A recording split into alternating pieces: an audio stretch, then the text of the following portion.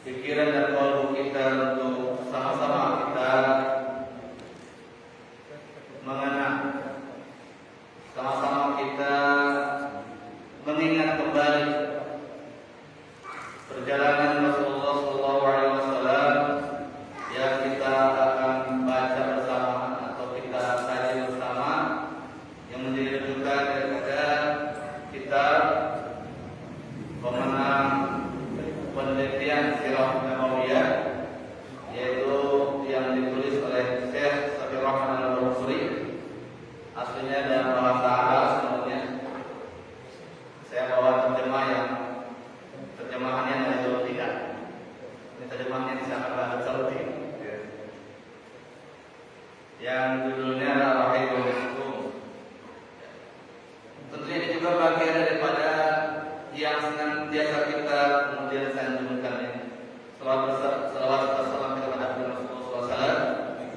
Allahumma shalli ala Muhammad wa ala ali Muhammad wa ala alihi wa sahbihi ajma'in.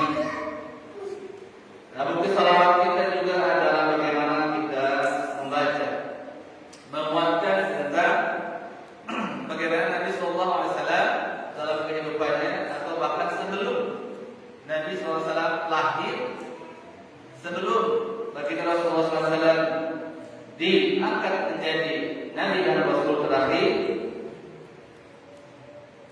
Dengan hal ini kemudian lebih mendekatkan kita kepada baginda Rasulullah Muhammad SAW dan lebih bersemangat kita di dalam melaksanakan Islam ini dengan lebih menguatkan rasa bahwa sesungguhnya Al-Quran Karim yang kemudian dikatakan karena sebelum Quran yang dari Rasulullah SAW itu betul-betul adalah konteks yakni Al-Quran. Jadi kalau ingin tahu konteks Islam seperti apa, dialah sosok teladan yang Allah agungkan dengan ayatnya, di mana Allah Subhanahu Wa Taala yang menguatkan tentang sosok teladan itu yang bagi Rasulullah SAW. Maka tiada yang lebih kuat, tiada yang lebih representatif untuk kita teladani tentang bagaimana kita berislam, dialah baginda Rasulullah Muhammad SAW. Bulan lalu atau mungkin tepatnya 2 bulan yang lalu, karena saya terhalang acara. Sebelumnya ada acara yang kemudian tidak terkat. Kami sudah sampaikan tentang mukadimah terkait dengan kenapa kita penting mempelajari sirah Rasulullah SAW. Kenapa disebut juga dengan sirah, bukan dengan kisah, bukan juga dengan tarikh, tetapi dengan nama sirah Nabawiyah. Dan kenapa juga disebut dengan Nabawiyah? Kenapa nggak disebut sirah Rasulullah? Nah, ini terkait dengan maknawiyah yang terkandung dalam penamaan satu tema kajian yang para ulama salafus saleh menuliskannya dengan sirah Nabawiyah. Sirah dikatakan sirah karena perjalanan Nabi SAW yang dikaji oleh para ulama, yang dituliskan oleh para ulama dengan perjalanan Nabi detik demi detik dan beberapa waktu, jengkal demi jengkal, tapak demi tapak. Bahkan perjalanan malam pun disebut dengan Isra. Satu inilah ya, satu kategori. Dan sirah ini juga menunjukkan untuk bagaimana akan dijalankan perjalanan Nabi SAW, yang ini juga kita bisa jadikan ibrah.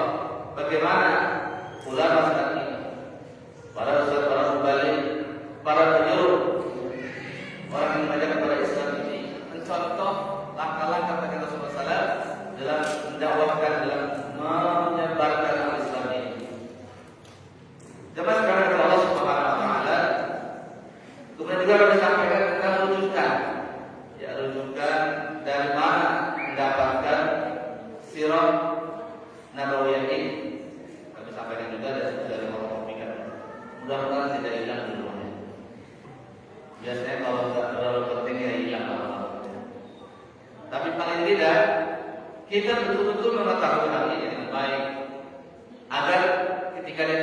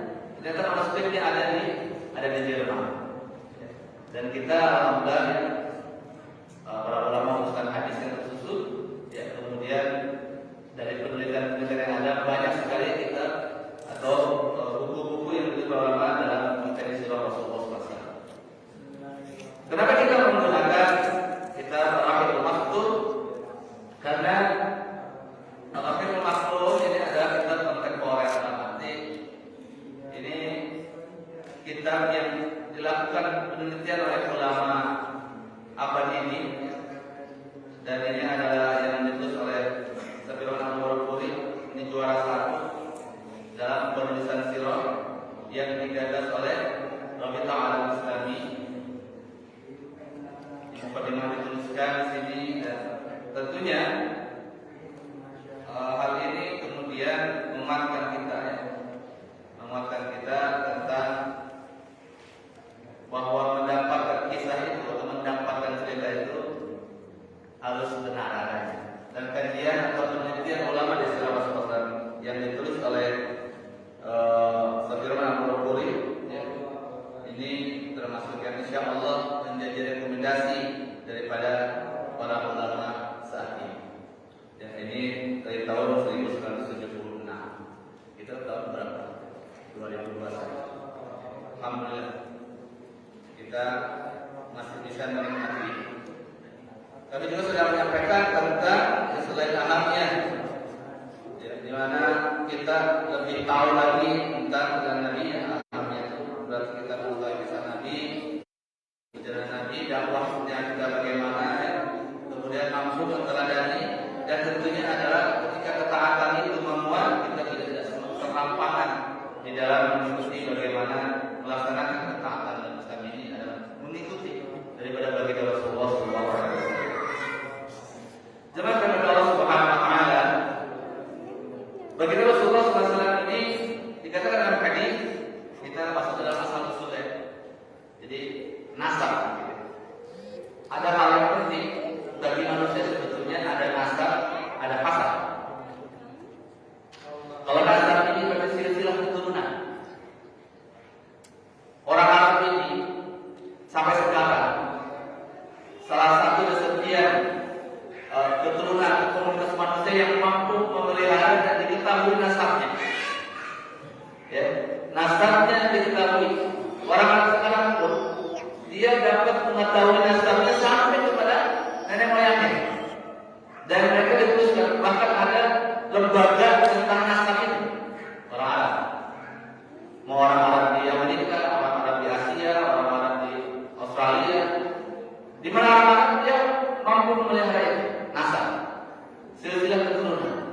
Maka dari itu kita akan mengetahui dari silsilah itu tentang memang ada keturunan mulia, keturunan yang silsilahnya itu, misalnya ya, kalau kita yang ini tentang pesangan kita ya, Ustaz Abdul Karamata misalnya, yang muat yang pernah berada di sini.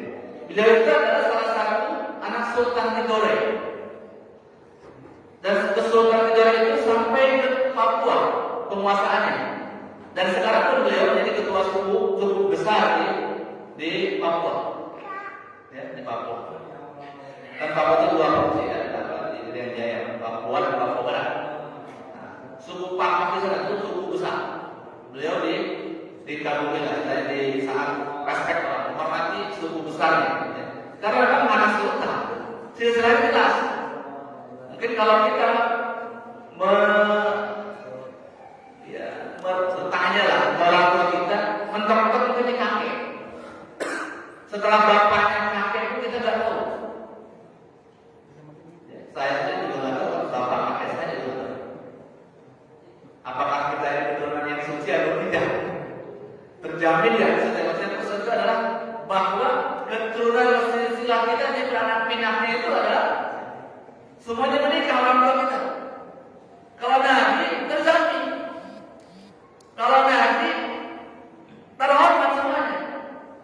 Bahkan yang dikatakan itu nanti ada, kita sampai kepada bahwa Nabi Sallallahu Alaihi Wasallam itu adalah keturunan daripada Nabi Ismail alaihissalam, dari istri keduanya Nabi Ibrahim alaihissalam. Nabi Ibrahim istrinya berapa? Istri Nabi Ibrahim berapa? Iya, mau sebelum bertemu dengan Ibrahim, cuma baca kisah aja. Ibrahim istrinya 4, bukan 2. Ya, kita mengenai Nabi Ibrahim istrinya 4. Nah, Nabi Ibrahim punya istri kedua, Siti Hajar. Yang dalam kisah ini adalah memang merupakan penyesalan dan rasa malu Fir'aun kepada Ibrahim alaihissalam yang menginginkan Sarah untuk dinikahi oleh Fir'aun. Fir'aun itu adalah gelar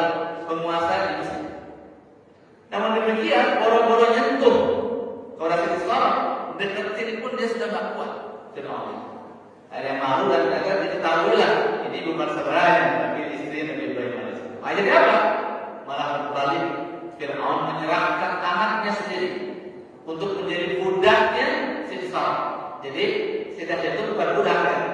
Dia anak raja, anak Fir'aun pada zaman Ibrahim. Itu sudah mendapatkan kajian menolak, itu tentu sama Maktum. Jadi saya mengambil dari Maktum, di mana Syekh Sulaiman Al-Qurani mengatakan lebih cenderung bahwa Siti Hajar itu sebetulnya anak raja, bukan budak. Cuman dikatakan dalam redaksi itu menjadi abdinya Siti Sarah, membantunya Siti Sarah. Karena penyesalannya Fir'aun ketika ingin memperistri Sarah yang notabene adalah istri Nabi Muhammad SAW yang terkenal kecantikannya. Jadi cantik betul. Siti Hajar juga artinya anak raja. Ada nggak raja di Siti Hajar? Jarang ya, raja itu Siti Hajar. Jadi nggak mungkin keturunan raja itu jelek, itu nggak mungkin. Ini tentunya adalah berarti Ismail ini adalah merupakan anak yang mulia dari putri raja. Terus dan dijamin semuanya menikah.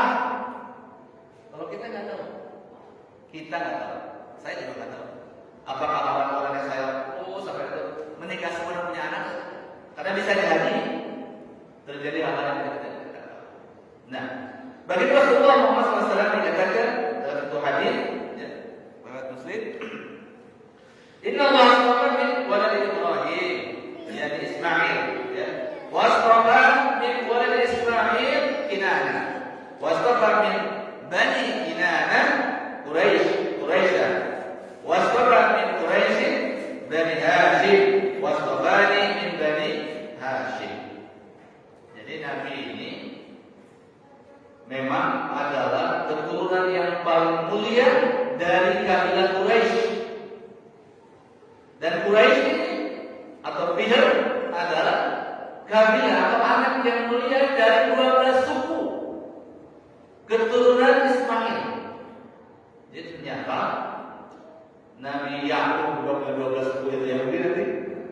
Ternyata Nabi Ismail juga punya anak laki-laki semua dari istri yang menikah yang keduanya. Nabi Ismail menikah dengan istri pertamanya dan bercerai. Dikira-kira. Saya keduanya punya anak 12. Nah, salah satunya mulia. Dan ini disampaikan bahkan bukan oleh orang Islam.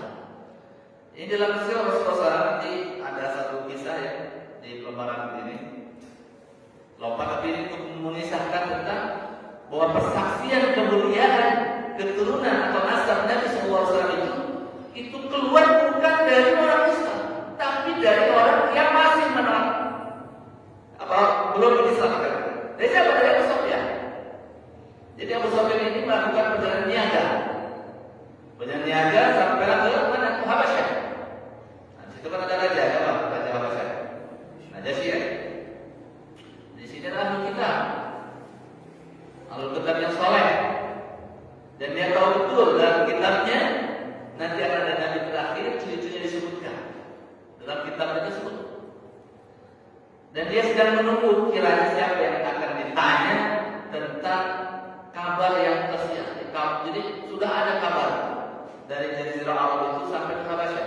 Padahal itu harus diberangkatkan. Tapi kabar itu sampai ke Najasyi.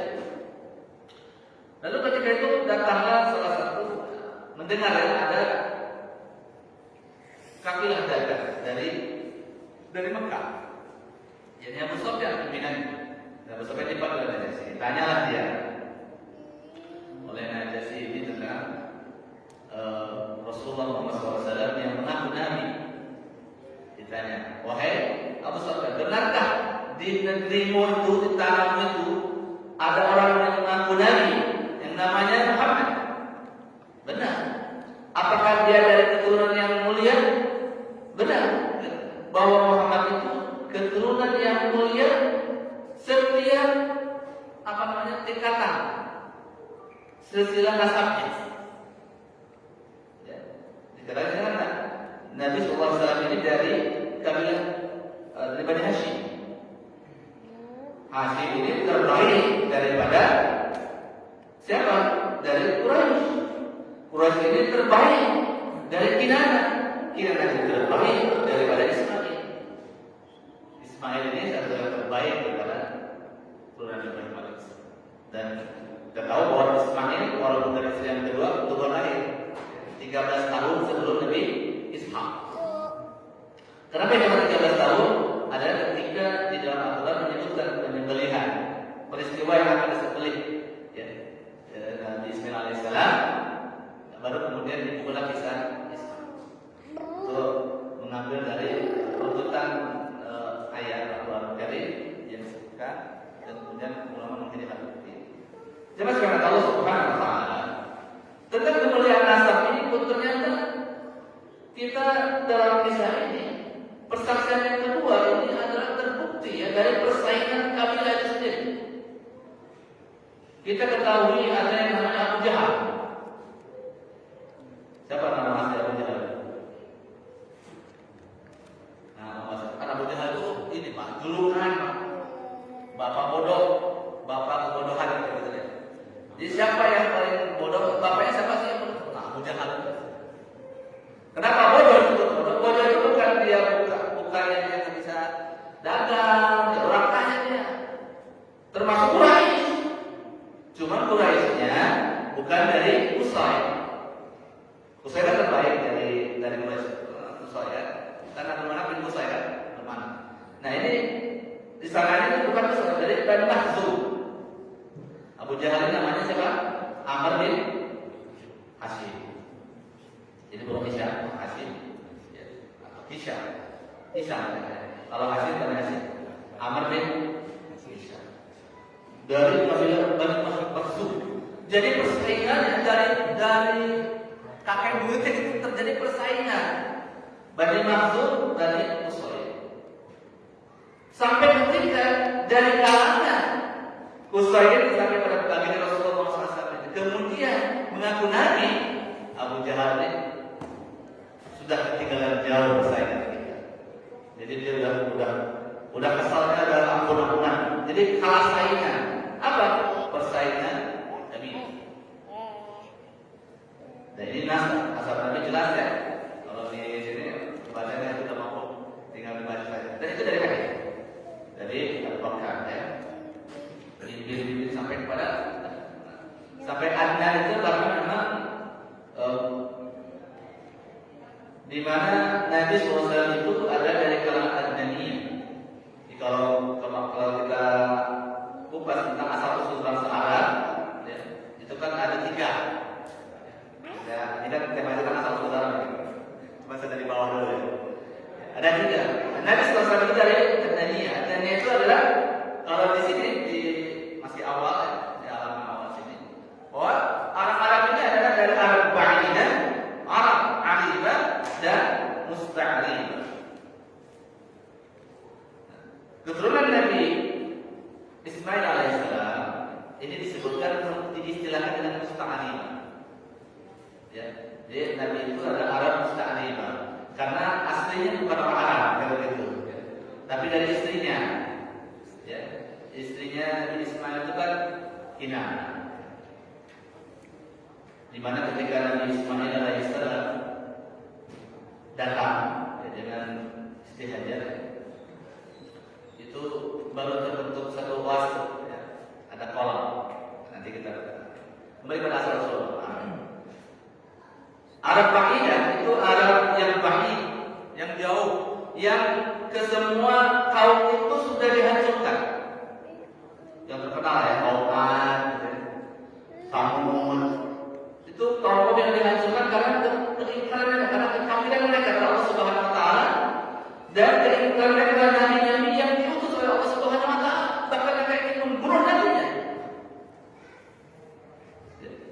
Ingin membunuh nabi kan? Kaum Ad, kaum Lut, Gomar itu kan ingin juga dibunuh juga. Bahkan istrinya pun mengkhianati. Kaum Samud, kaum Nabi Saleh itu apa? Kan ingin bunuh juga. Nah ayat ini. Jadi Ba'idah itu hancur dan penelusurannya lebih rumit. Jadi Ba'idah. Nah kemudian yang lebih dekat adalah Arab Aribah dan Musta'ribah.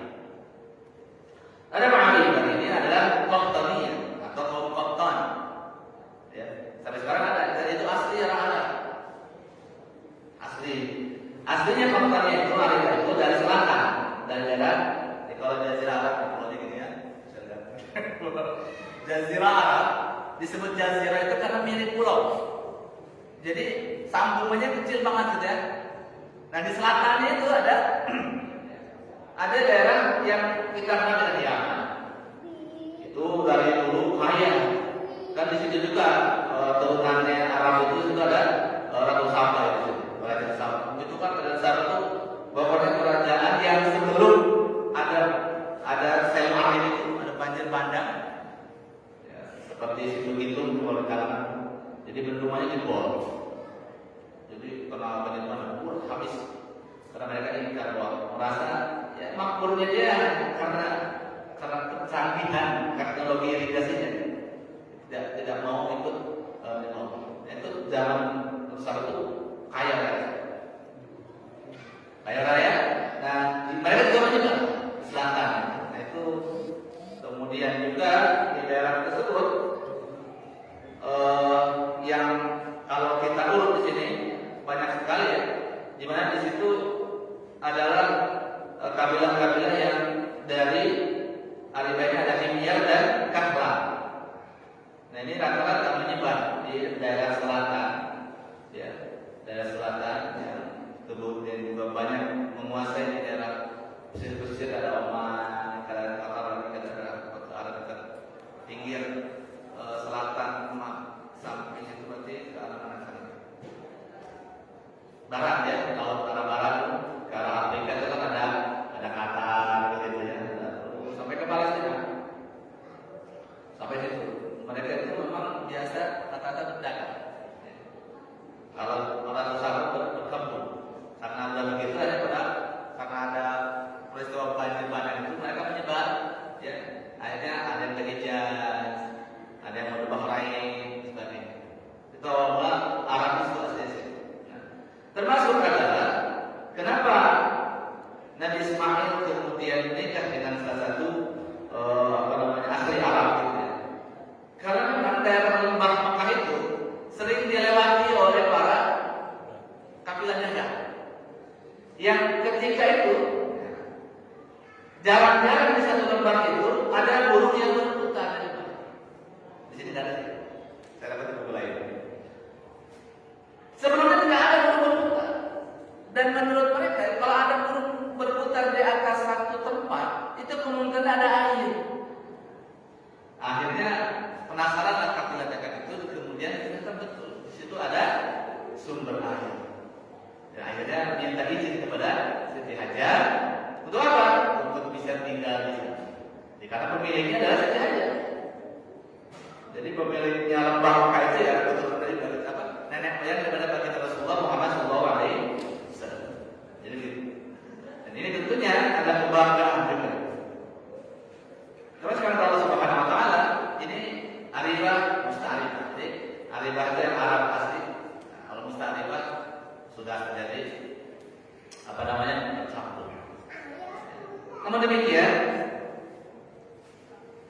Nabi Sallallahu Alaihi Wasallam ini seperti hadis tadi yang awal saya baca bahwa keturunan yang mulia, yang nasabnya nasab yang mulia, nasab pilihan. Bahkan bukan hanya nasab pilihan, tapi hasabnya dia. Saya katakan di awal, dan nasab ada hasab. Kalau hasab itu hasil karya apa? Jadi kalau tadi nasab kita ketemu, lebih jauh lagi kita akan ketemu hasab keluarga kita. Dan ini sebetulnya silsilah keturunan ini dan hasab dan sebagainya juga memudahkan bagi kita untuk mengetahui bakat daripada diri kita. Karena bagi Rasulullah SAW ini ketika kita lihat runtutan di hasabnya, ternyata memang rata-rata pemimpin, rata-rata orang-orang yang memberikan teladan. Hasabnya Nabi. Wajar pada Rasulullah SAW ini secara ya istilahnya keutamaan syariat itu sudah sedemikian rupa. Ini kalau di sini saya Pak RT nih, akan bunyi. Bapaknya itu, kakeknya itu apa? Kerjanya apa? Keunggulannya apa? Bapak kakeknya itu kerjanya apa? Keunggulannya apa? Nanti akan diketahui keunggulan dari kakeknya itu. Nanti ternyata keunggulannya jago bertani. Berarti sebetulnya apa ada jago bertani? Bukan mengusik tubuh.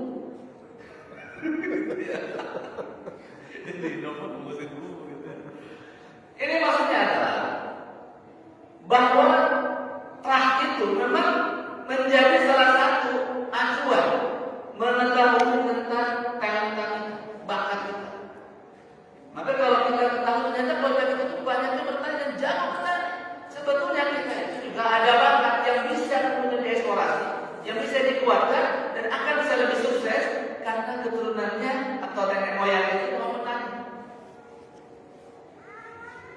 Kalau saya dari silsilah ibu rata-rata pedagang, pengusaha. Dari bapak juga tukang rambut, tapi kakek pegawai. Kakek saya itu tentara, tapi pedagang gitu. Kalau dari ibu dah. Jadi saya ada bakat bisa jadi pegawai, bisa jadi pengusaha. Ini apa namanya? Salah satu di dalam ilmu mengenai nasab dan asal ini juga ternyata berdampak atau kita mendapatkan keuntungan ya, mendapatkan satu ibrah tentang bagaimana kita mengetahui tentang atau apa namanya bakat. Dapat kata Allah Subhanahu Wa Taala. Oleh karenanya bagi Rasulullah SAW, karena teman baik kita akan mengupas apa terbaik, maka kita ambil dari kisahnya Nabi Ismail AS. Langsung dulu ya. Nah, tadi ini musta'ribah. Nabi Ismail AS adalah dia lahir dari rahim yang mulia Allah. Dia sudah ada anak raja dan Nabi Ismail AS kemudian ditinggalkan ya karena rasa cemburu daripada seseorang. Wajar ya, istrinya sudah lama punya anak, kemudian kau yang kedua punya anak kedua, tapi Allah pun mengabulkan. Kemudian seseorang dari benda Ibrahim itu punya anak Ishak. Nabi Ismail akhirnya kemudian dibawa ya, masih kecil, masih menetek sebenarnya, dan dengan berita Allah Subhanahu Wa Taala Nabi Alaihissalam membawa anak ke mana? Ke Baitul Haram. Itu ada di dalam surah Ibrahim. Ya, surah Ibrahim ayat 37 Pak. Sini kan.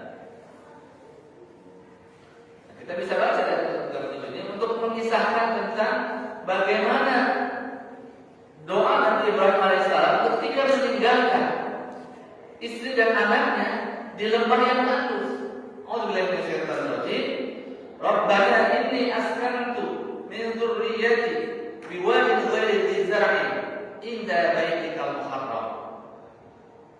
Rabbana liyuqimus shalah faj'al af'idatan minan nas tahwi ilaihim warzuqhum minat thamarati la'allahum yashkurun. Ini dahsyat doa Nabi Ibrahim. Jadi pun hari ketika Nabi Ibrahim itu pergi, Siti Hajar ini terus memanggil Nabi Ibrahim, terus memanggil, ya Ibrahim, ya Ibrahim. Nabi Ibrahim sudah gagal menerima dan bertanyalah Siti Hajar ini kepada Nabi Ibrahim, apakah ini perintah Allah Subhanahu Wa Taala? Maka Nabi Ibrahim menjawab, iya, ini adalah perintah dari Allah Subhanahu Wa Taala.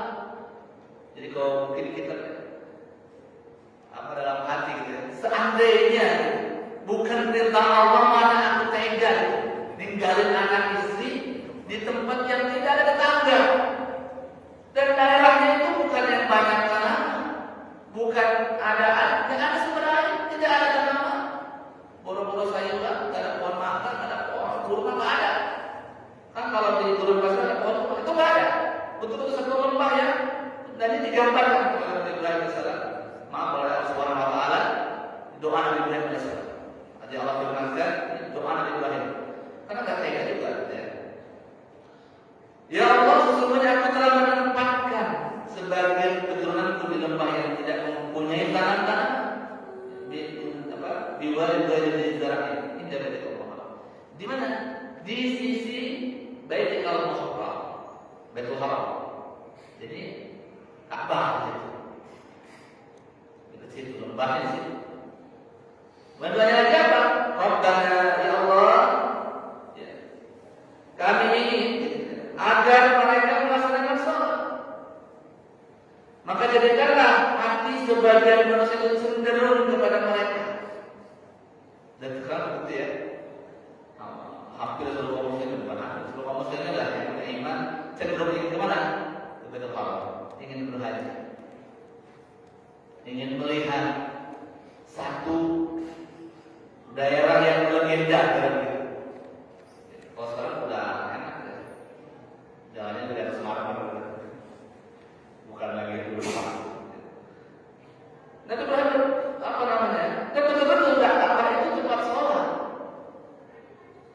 Contoh sholat, datang ke sholat, ya. Dan di sana banyak sholat. Dan betul orang cemburu saja. Bahkan kemudian berilah mereka rezeki dari buah-buah. Mudah-mudahan mereka bersyukur. Di tempat gurun pasir tidak ada air, kita dikasih buah-buahan. Iya dulu mungkin tidak langsung tren dalam buah-buahan, tapi sekarang hampir mungkin semua buah-buahan ada di sana kecuali durian. Sekarang nggak boleh durian di bawah pesawat. Ya hampir semua buah itu yang di sini tidak ada di sana ada. Yang di Indonesia ada di sana. Dan sayuran ada, walaupun tidak semuanya. Kalau sekarang apalah kita mau nasi padang di alam juga banyak. Tidak usah khawatir. Warteg ada nggak ya? Ada nggak ya warteg? Cuma dari sebut warteg ya. Malu warung Tegal paling warung Indonesia. Nanti di situ ada menu yang dari warteg. Yang sudah katakan masakan Padang. Maksudnya apa sih? Kecenderungan hati manusia, bahkan ini bukan hanya orang Islam. Kecenderungan untuk kemudian hanya di sana. Bahkan saat ini pun, walaupun itu terlepas dari berbagai hal tentang isyarat ya, atau tanda-tanda kiamat, pada sekolah saja kan bikin apa? Bikin hotel di situ. Ya, bikin hotel di situ. Kecenderungan masyarakat banyak macam. Orang Islam ingin ibadah.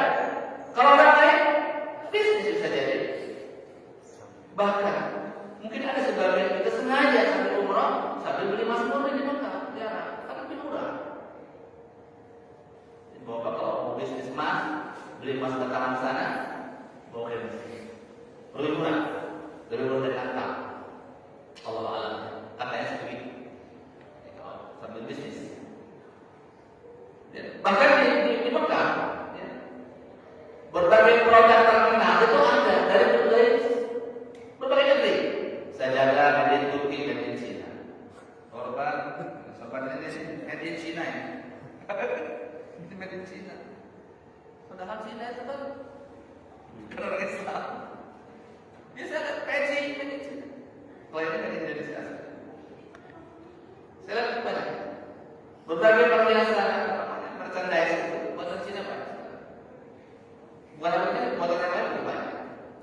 Ya, buatan Indonesia ini tidak ada. Orang saya jus di sana, jus ada. Jadi kita buat jus di sana nggak pakai gula. Jusnya gulanya tertebu beneran begini. Nah, oleh karenanya doa Nabi Ibrahim alaihissalam ini terbukti sampai sekarang. Dan doa itu bukan doa sembarangan, doa yang penuh rasa apa ya namanya? Ya coba bayangkan, ini bapak sekalian, kalau meninggalkan istri nggak punya apa, itu doa yang sangat sangat Allah Subhanahu Wa Taala dan diabadikan dalam firman Allah Subhanahu Wa Taala.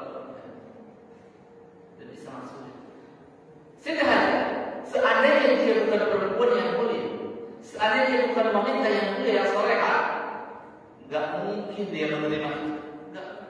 Maka ketika dia mendengar Nabi Muhammad dia ingin kita Allah Subhanahu Wa Taala, maka dia langsung meneguhkan hatinya, tabat di dalam dirinya. Kalau dia minta Allah, maka yakin Allah tidak akan meninggalkan saya. Maka wajah keturunannya kemudian 12 laki-laki terus kemudian selesai semua punya. Dan ini adalah kemudian menunjukkan bahwa sampai sekarang orang-orang di mana kecenderungannya kalau yang lain. Bahkan kita di negeri ini orang Arab cenderung gimana? Walaupun tidak semuanya baik, ya, namanya manusia berbeda. Ada nggak orang Arab yang bukan Muslim? Ada. Karena tadi Arab itu tadi ada 3 kan? Ada Ma'idah, Malidah, Musta'id. Jadi dia Arabnya yang mana? Dan Nabi SAW ini ada dari nasab dan hasab yang mulia. Dan dari sini yang kita bagi kita tentunya adalah bagaimana kita menjadikan keluarga kita ini keluarga teladan seperti halnya keluarga Nabi Sallallahu Alaihi Wasallam sampai mana? Kalaupun tidak ya kita waktunya bisa mulia dan kemuliaan keluarga para nabi. Makanya Nabi Muhammad itu disebut dengan Abul Anbiya wal Mursalin. Dia selalu mewariskan kepada anak-anaknya, selalu mengamanatkan kepada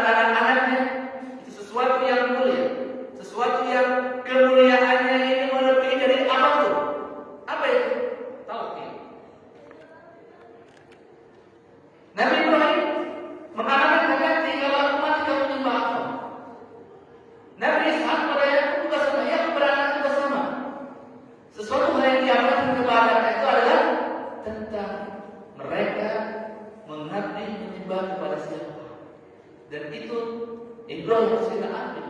Di mana keturunan daripada Nabi Ibrahim alaihissalam, Abul Anbiya wal Mursalin, karena itu berdoa ya. Jadi kalau keturunan yang menjadi penyeru. Ini keturunan dan terbukti. Keturunan sampai Khatam Nabi Muhammad adalah keturunan Ibrahim alaihissalam. Dan amanatnya itu. Ya. Kalau kita amanat masih warisan harta juga di rumahnya 60 meter persegi kan, warisannya itu anaknya 5, rumahnya 60 meter persegi kalau di sini. Ya betul apa lagi gitu. Tapi itu hanya yang mulia kita wariskan tauhid. Jangan lupa la ilaha illallah. Dan ini dikuatkan. Dan ini disebut di dalam Al-Quran. Berbagai ujian yang kemudian kita dapatkan dan berbagai cerita dari silsilah ya, di mana Nabi itu kan juga mengatakan bahwa aku ini adalah dari orang tua dan dua orang yang akan dikorbankan. Dan itu terbukti ya, Abdullah dan Ismail. Nabi Ismail kan mau dikorbankan, Ismail diganti. Ini pun dari mimpi. Diganti. Abdullah juga sama, bahkan dia apa? Diturun dari berapa unta? Kan di mimpi sampai 99 unta. Karena Abdul Muttalib itu sayang sama Abdullah ini. Ya, akhirnya sampai kemudian yang keluar itu ada unta. Nah itu awal yang ada unta baru kemudian unta sendiri. Ya, dengan banyaknya nama Abdullah keluar berapa kali.